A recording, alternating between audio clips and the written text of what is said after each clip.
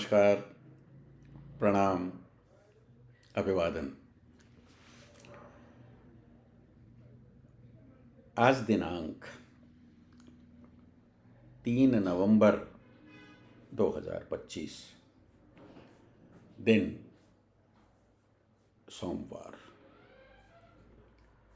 सोमवार का दिन जब इसके अधिपति चंद्रदेव बोले जाते हैं, वो चंद्रदेव जिन्हें स्वयं भगवान महेश ने, आदिदेव महेश ने अपने माथे पर, तो ये जो टेढ़ा चंद्रमा है, जो कि सर्वत्र लोग इसको अच्छे दृष्टि से नहीं देखते, सिर्फ एक करवा चौथ का चंद्रमा देखा जाता है, या एक गणेश चतुर्दशी को जो चंद्रमा आता है उस दिन के चंद्रमा को देखने का प्रावधान, ऐसा कुछ मन में लोगों के रहता है। अदरवाइज चौथ का चंद्रमा देखने के लिए लोग जनरली मना कर दिया करते हैं, लेकिन वो चंद्रमा भी वंदनीय है। रीज़न कि जिस व्यक्ति ने अपने जीवन में तीनों गुणों को संतुलित कर रखा है, साध रखा है, नियंत्रित कर रखा है, उसके लिए कोई भी चीज़ कभी भी कितनी ही अनिष्टकारी हो, हानिकारक हो ही नहीं सकती। खैर, बात आज संगीत के 7 स्वरों की, और उन 7 में से भी 2 स्वर जो मुख्य स्वर बोला जाता है, अचल स्वर, जिनका कोई कोमल और जिनका कोई तीव्र नहीं होता। मैं पुनः स्पष्ट कर रहा हूं कि ये बात आपको साधारण रूप से देखने में साधारण लगती है, लेकिन जब तक इसका अर्थ समझ नहीं आता तब तक संगीत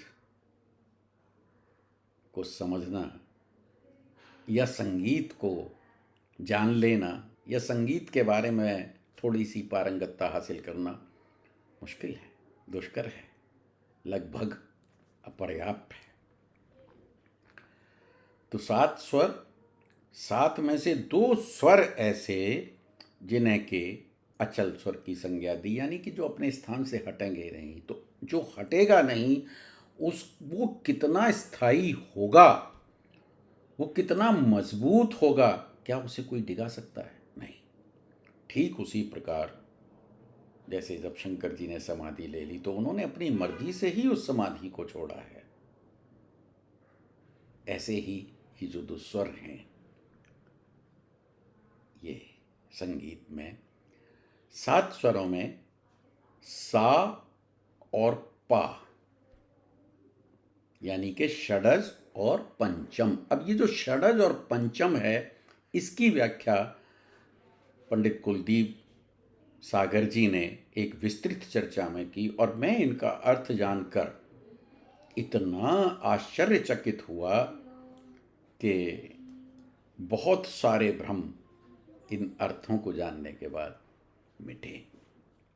इसीलिए मन में आया कि इसे सूक्ष्म रूप से आप लोगों के समक्ष रखने का प्रयास करूं।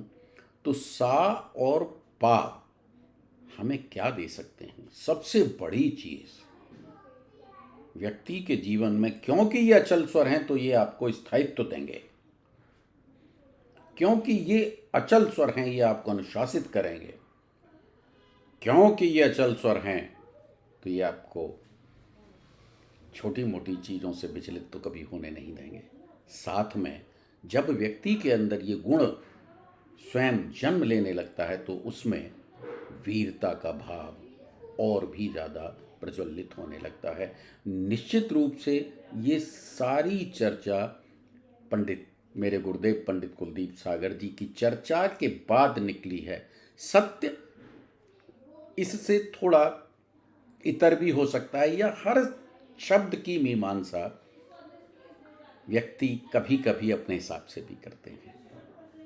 तो इस पटल के माध्यम से सा और पा, अब देखिए कि ये किन के लिए ज़रूरी है। केवल ये संगीत के विद्यार्थियों के लिए, हर व्यक्ति को अपने जीवन में स्थायित्व चाहिए, हर व्यक्ति को अपने जीवन में एक संतुलन चाहिए, हर व्यक्ति को अपने जीवन में एक उन्नति का मार्ग चाहिए। और ये जब ही होगा जब आप के पैर मजबूत हैं दौड़ लगाने के लिए। जीवन भी तो एक दौड़ है।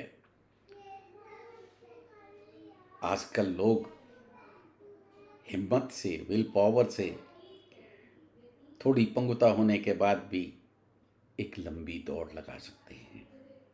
ठीक है, उनकी गति उतनी नहीं होगी, लेकिन वो बहुतों से बहुत आगे होते हैं। तो ये जो स्थायित्वता है, ये जो अचलता है, ये जो अडिगता है, या ये जो साहस है, उसे ये दो शब्द दे सकते हैं। संगीत के जानकार लोग इनका अपने तरीके से इन्हें अवश्य साधें।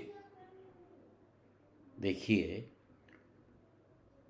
सिया संग गीत।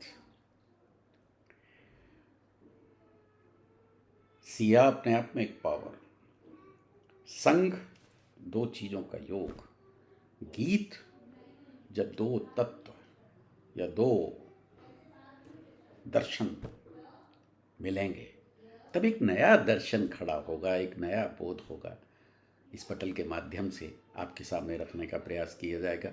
सा और पा का उच्चारण, एक छोटी सी मानगी इस प्रकार आप करेंगे तो निश्चित रूप से आपको जीवन में जो मिलेगा उसे आप स्वयं महसूस करेंगे। महसूस करने के बाद अच्छा लगे तो उसे अपनाइए, अदरवाइज तो हर व्यक्ति के पास अपने अपने अधिकार सुरक्षित हैं, होने भी चाहिए, क्योंकि पराधीन सपने सुख नाही। नमस्कार, प्रणाम, जुड़े रहिए, देखिएगा सा और पा को कैसे लेते हैं।